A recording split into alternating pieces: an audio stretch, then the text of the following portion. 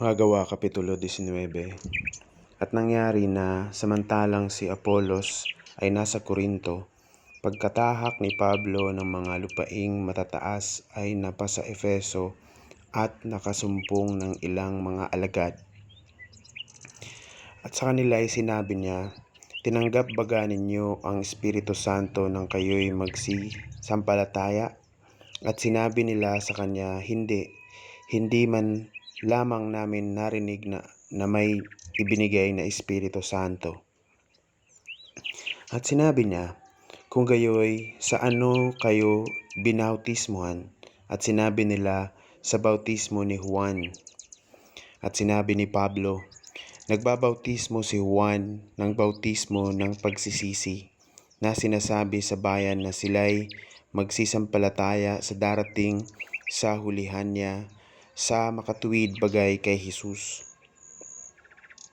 At nang kanilang marinig ito, ay nangapabautismo sila sa pangalan ng Panginoong Jesus. At nang maipatong na ni Pablo sa kanila ang kanyang mga kamay, ay bumaba sa kanila ang Espiritu Santo at sila'y nagsipagsalita ng mga wika at nagsipanghula. At silang lahat ay may 12 lalaki. At siya'y pumasok sa sinagoga at nagsalitang may katapangan sa loob ng 3 buwan, na nangangatwiran at nanghihikayat tungkol sa mga bagay na nauukol sa kaharian ng Diyos. Datapwat nang magsipagmatigas ang ilan ay ayaw magsipaniwala na pinagsasalitaan ng masama ang daan sa harapan ng karamihan, ay umalis siya sa kanila at inihiwalay ang mga alagad na nangangatwiran araw-araw sa paaralan ni Tirano. At ito'y tumagal sa loob ng 2 taon. Anopat ang lahat ng mga nagsisitahan sa Asya ay nangakarinig ng salita ng Panginoon, ang mga Hudyo at gayon din ang mga Grego. At gumawa ang Diyos ng mga tanging himala sa pamamagitan ng mga kamay ni Pablo. Anopat ang mga panyo o mga tapi na mapadait sa kaniyang katawan ay dinadala sa mga may sakit, at nawawala sa kanila ang mga sakit, at nangagsisilabas ang masasamang espiritu. Datapwat ilan sa mga Hudyong pagalagala na nagsisipagpalayas ng masasamang espiritu ay nagsipangahas na sambitlain ang pangalan ng Panginoong Hesus sa mga may masasamang espiritu, na nagsisipagsabi, "Ipinamamanhik ko sa inyo sa pamamagitan Hesus na siyang ipinangangaral ni Pablo." At may 7 anak na lalaki ang isang Eskeva na Hudyo, isang pangulong saserdote, na nagsisigawa nito. At sumagot ang masamang espiritu at sa kanila'y sinabi, "Nakikilala ko si Jesus, nakikilala ko si Pablo, datapwat sino kayo?" At ang taong kinaroroonan ng masamang espiritu ay lumukso sa kanila, at sila'y kaniyang natalo at nadaig sila. Anopat nagsitakas sila sa bahay na yaon ng mga hubot-hubad at mga sugatan. At nahayag ito sa lahat sa mga Hudyo at gayon din sa mga Grego na nangananahan sa Efeso, at sinidlan silang lahat ng takot at pinadakila ang pangalan ng Panginoong Hesus. Marami rin naman sa mga nagsisampalataya na ang nagsidating na ipinahahayag at isinaysay ang kanilang mga gawain. At hindi kakaunti sa mga nagsisigamit ng mga kabihas ng mahika ay nagsipagtipon ng kanilang mga aklat at pinagsusunog sa paningin ng lahat, at kanilang binilang ang halaga niyaon at nasumpungang may 50,000 putol na pilak. Sa gayoy, lumagong totoo ang salita ng Panginoon at nanaig.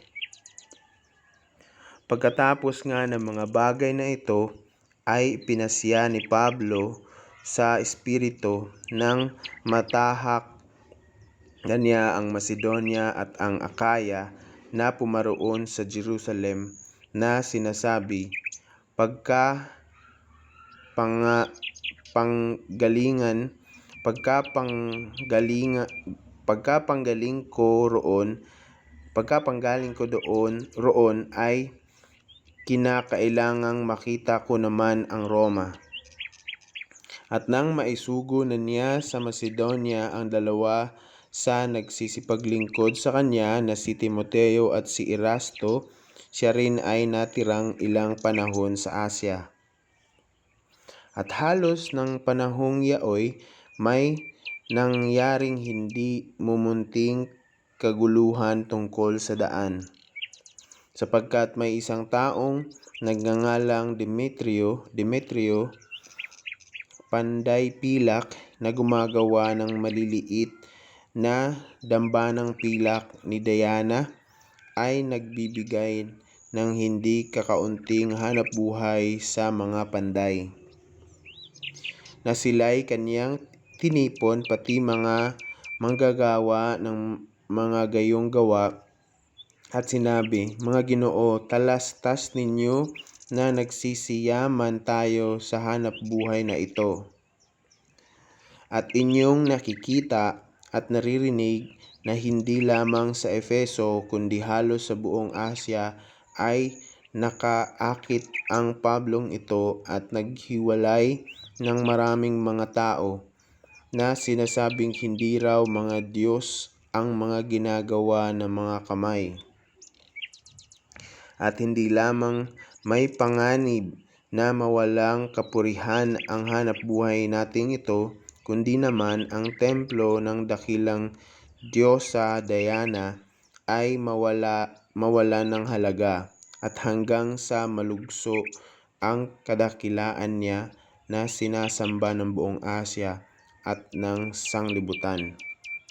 At nang marinig nila ito'y nangapuno sila ng galit at nangagsigawan na nagsipagsabi, dakila ang Diana ng mga taga-Efeso,